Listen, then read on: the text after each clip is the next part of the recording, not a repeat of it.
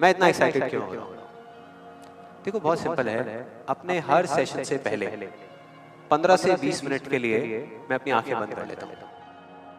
और जब माइंड पूरे तरीके से ब्लैंक हो जाता है, जब माइंड में कोई थॉट्स नहीं होते, तो अपने आप से एक क्वेश्चन करता हूँ कि अगर ये दिन मेरी जिंदगी का आखिरी दिन हो और मुझे किसी तरीके से पता चल जाए कि मैं कल सुबह नहीं उठने वाला, तो मैं आज क्या करूंगा? ये मेरा क्वेश्चन होता है। और उसके सिर्फ 2 ऑप्शन होते हैं मेरे पास में, 2 जवाब होते हैं और मैं दूसरे ऑप्शन को चुनता हूँ। पहला ऑप्शन कि कल जो होने वाला है उसको सोच सोच करके मैं रोता रहूं और परेशान रहूं। दूसरा ऑप्शन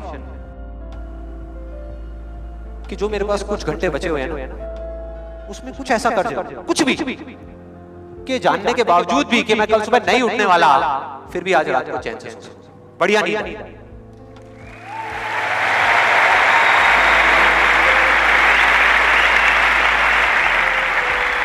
और इसीलिए आज यहाँ पर जो कुछ भी होने वाला है, जो कुछ भी, वो मेरे लिए सिर्फ एक सेशन नहीं।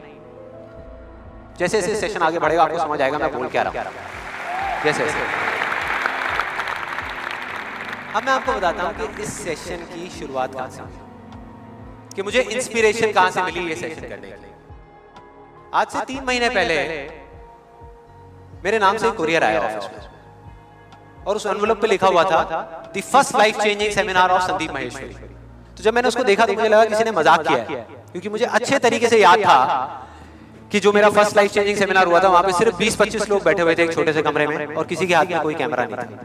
तो मेरे को लगा कि ऐसे ही किसी ने वो किया, लेकिन फिर पता नहीं मेरे मन में क्या आया, मैंने उस वीडियो को प्ले कर दिया और जैसे ही मैंने वो वीडियो देखनी शुरू करी तो मेरे तोते उड़ गए।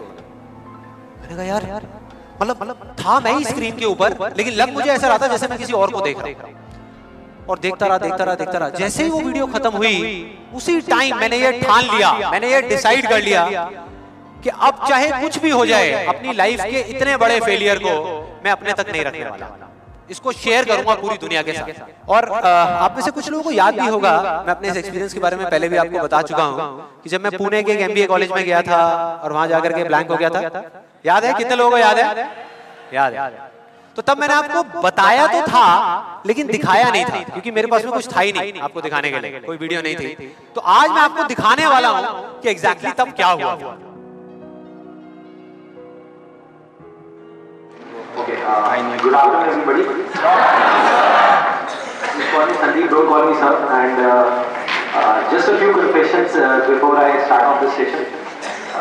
The first one is, please don't look at me like this with all these frowning faces, because that makes me nervous.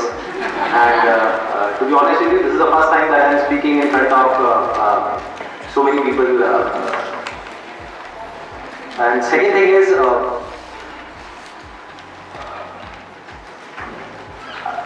I'll be not talking about the theory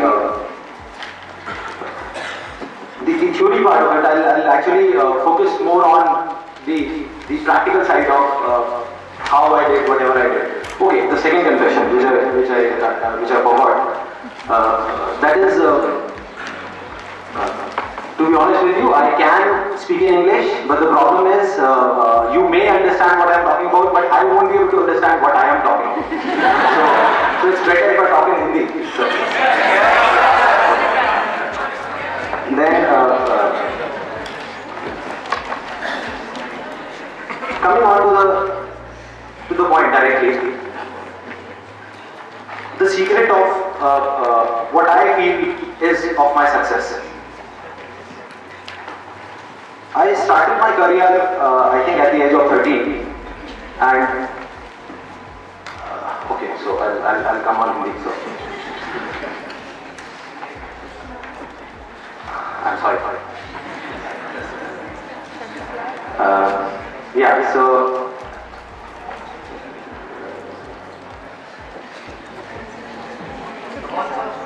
yeah, I do it.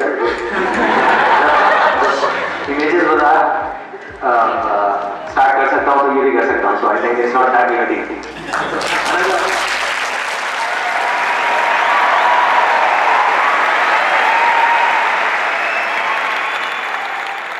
आपने देखा मेरी क्या हालत हुई थी?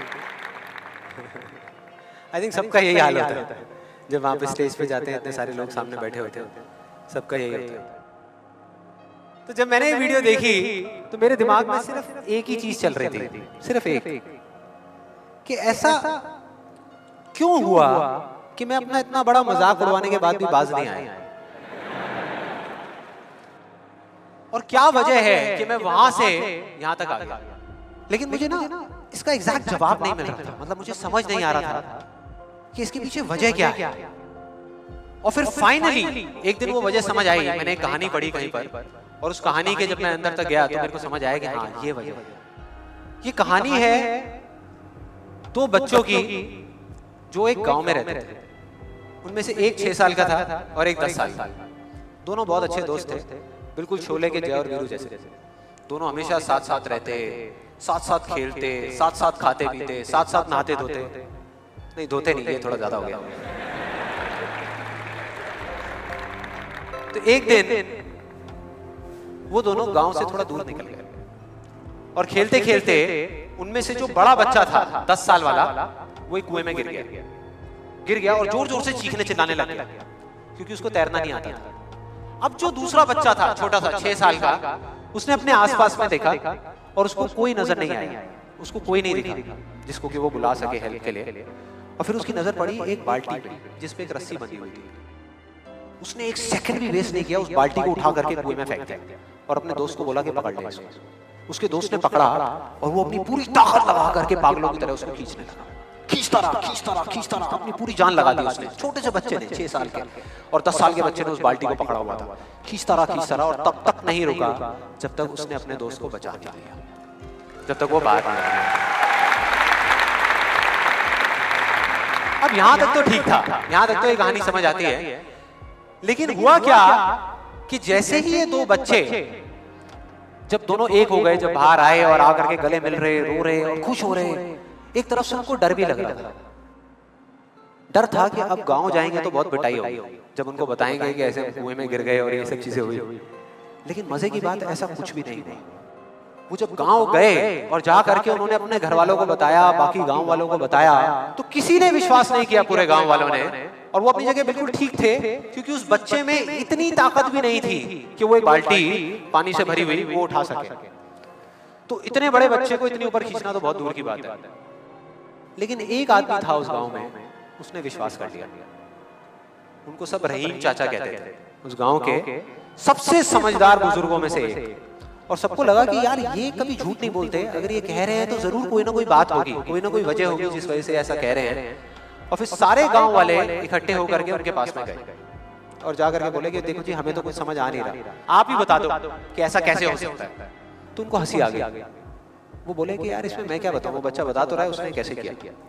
बाल्टी को उठा करके कुएं में फेंका, उसके दोस्त ने बाल्टी को पकड़ा, उसने रस्सी को खींचा और अपने दोस्त को बचा लिया। तो आपको पता तो है उसने कैसे किया, बच्चा बता तो रहा है, इसमें मैं क्या बताऊं। तो सारे गांव वाले उनकी शक्ल देख रहे। फिर कुछ देर बाद वो बोले कि सवाल ये नहीं है कि वो छोटा सा बच्चा ये कैसे कर पाया, सवाल ये है कि वो ये क्यों कर पाया, कि उसके अंदर इतनी ताकत कहां से आई। और बोले इसका सिर्फ एक जवाब है, सिर्फ एक, कि जिस वक्त उस बच्चे ने ये किया उस टाइम पे उस जगह पर दूर दूर तक कोई नहीं था उस बच्चे को ये बताने वाला कि तू ये नहीं कर सकता।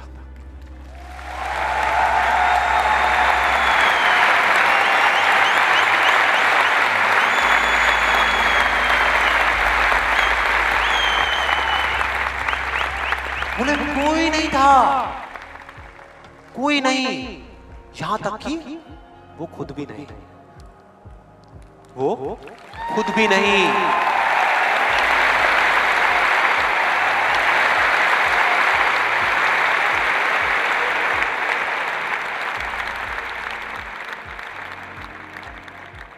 अब मैं आप लोगों से पूछता हूं कि अगर कुछ ऐसा हो जाए, अगर आपको भी उस बच्चे की तरह किसी की आवाज सुनाई ना दे जो आवाजें आपको रोकती है, ना किसी और की ना अपनी, तो क्या होगा?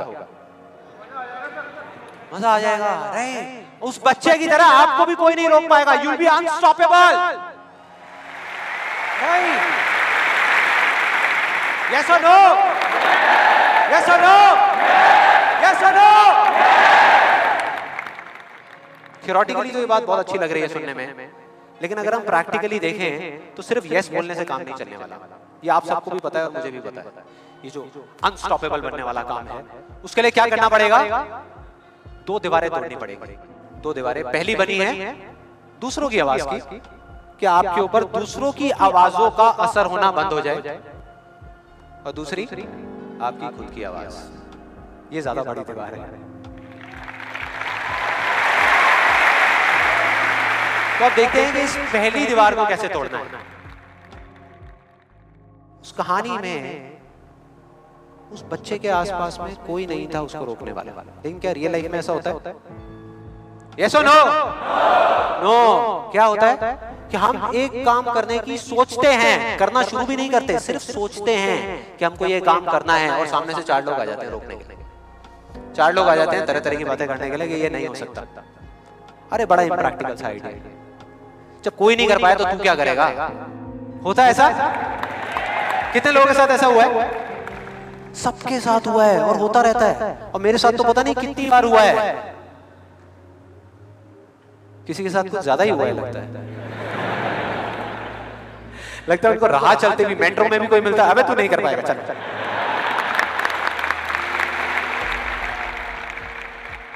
तो अब सवाल ये उठता है कि ऐसे में हम क्या करें? ऐसे में जो ऐसी बातें आपको बोल रहे हैं, ना तो आप उनका मुंह बंद कर सकते हो, ना अपने कान बंद कर सकते हो, क्योंकि वो लोग कोई राह चलते लोग नहीं होते, वो आपके अपने होते हैं।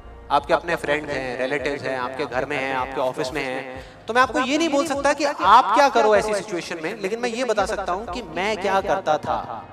जैसे ही कोई बोलता था मेरे को, या आज भी अगर बोलता है कि ये नहीं हो सकता या तू ये नहीं कर सकता, तो मैं ना चुप रहता हूं, ना उनसे लड़ता हूं। मैं सिर्फ एक वर्ड में उनसे एक सिंपल सा क्वेश्चन पूछता हूं, एक वर्ड में, क्यों? क्यों नहीं कर सकता? क्यों नहीं हो सकता? और जैसे ही मैं ये करता हूं उसके बाद बहुत मजा आता है। आप कभी करके देखना, बहुत मजा आएगा। 90% लोग ऐसे मिलेंगे आपको जिनके पास में क्यों का जवाब ही नहीं होगा। जवाब ही नहीं होगा।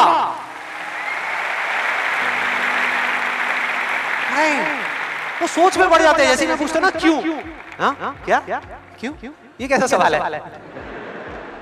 तो ये है वो 90% लोग जिनके पास में कोई जवाब ही नहीं होता, या होता भी है तो वो इतना फनी होता है कि आप चाह करके भी अपने आप को हंसने से नहीं रोक पाओगे।